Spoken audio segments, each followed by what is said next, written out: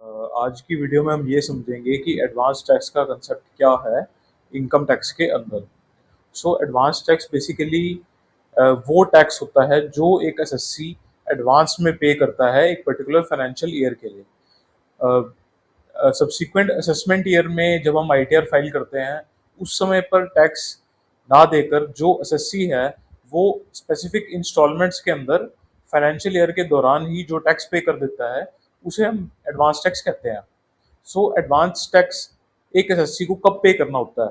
जब भी एक एसएससी की जो टैक्स लायबिलिटी है वो 10,000 या उससे ऊपर चली जाती है तो उसके ऊपर एडवांस टैक्स अप्लाई हो जाता है। अब एडवांस टैक्स बेसिकली हमारा 4 इंस्टॉलमेंट्स के अंदर जाता है। पहली इंस्टॉलमेंट होती है हमारी 15 जून को, जिसके अंदर हमने 15% एस्टिमेट एडवांस टैक्स लायबिलिटी पे करना होता है। हम अपनी टैक्स लायबिलिटी को एस्टिमेट करते हैं और उसका 15% हम 15 जून तक जमा करवाते हैं। नेक्स्ट हमारा 15 सितंबर होता है, जिसके अंदर 45%, 15 दिसंबर उसके अंदर 75% और 15 मार्च हमारा 100% हमने एडवांस टैक्स जमा करवाना होता है। सो बेसिकली हर क्वार्टर की एंड जो लास्ट मंथ है उसकी 15th जो होती है वो हमारी एडवांस टैक्स की लास्ट डेट होती है।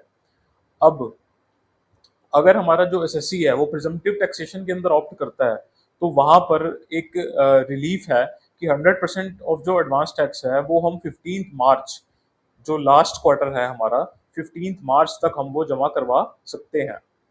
अब इसमें क्या होता है कि अगर हम 31 मार्च से पहले कोई भी टैक्स पे कर रहे हैं असेसमेंट ईयर के लिए, उस पर्टिकुलर असेसमेंट ईयर के लिए, तो वो एडवांस टैक्स ही हमारा माना जाता है।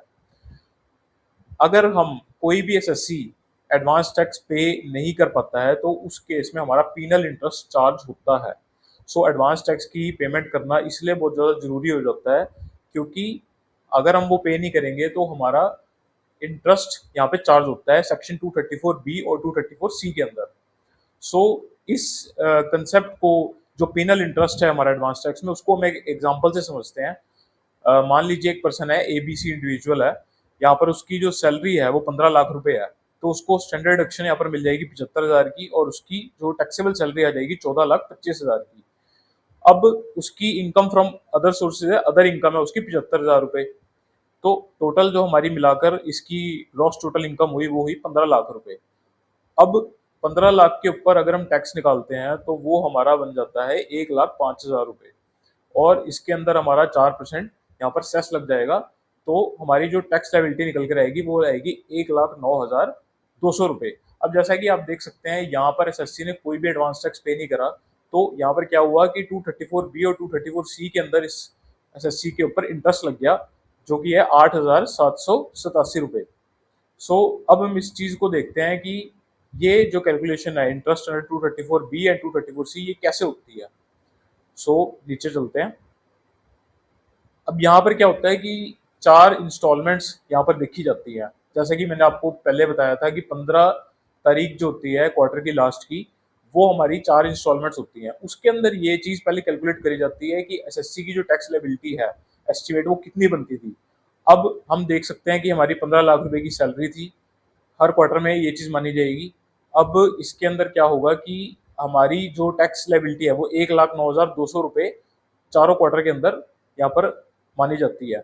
तो इसका जो 15% है वो हो जाएगा 16,380 रुपये। सिमिलरली जो आगे हमारे क्वार्टर्स चलेंगे उसके अंदर 45%, 75%, 100% हमारी टैक्स लायबिलिटी ये रहेगी। तो जो हमारी इंस्टॉलमेंट ड्यू होगी इन चारों क्वार्टर्स के अंदर वो होगी हमारी 16,380 रुपये, 49,140 रुपीज़, 81,900 एंड 1,09,200 रुपीज़।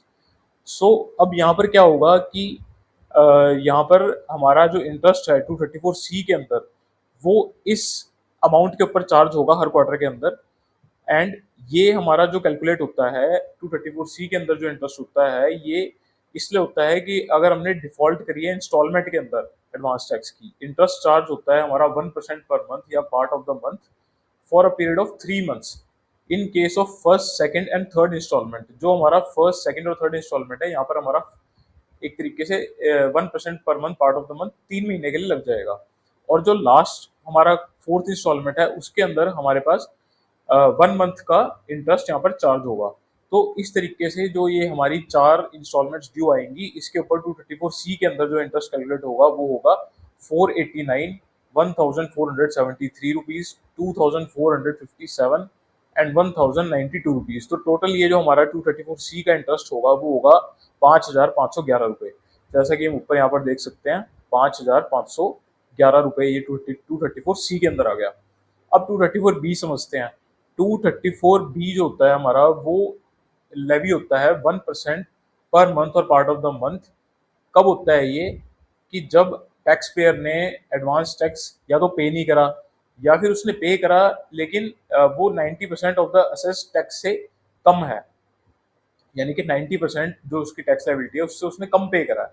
तो वहां पर क्या होता है, ये जो 234B का इंटरेस्ट होता है ये लेवी होता है, उसका पीरियड होता है first day of the assessment year से लेके डिटर्मिनेशन ऑफ इनकम तक, या फिर जब हमने रेगुलर असेसमेंट करी है। तो बेसिकली जब हम आईटीआर फाइल कर रहे हैं वो है हमारा जून का मंथ। अब मान लीजिए हम जून के मंथ में बैठे हैं, तो हमारा जो 1 अप्रैल से लेके असेसमेंट ईयर की जून तक हमारे 3 मंथ्स हो जाएंगे, और जो हमारी टोटल टैक्स लायबिलिटी है उसका 1% इंटू 3 मंथ्स हमारा 3276 रुपीज यहाँ पर 234B का इंटरेस्ट आ जाएगा।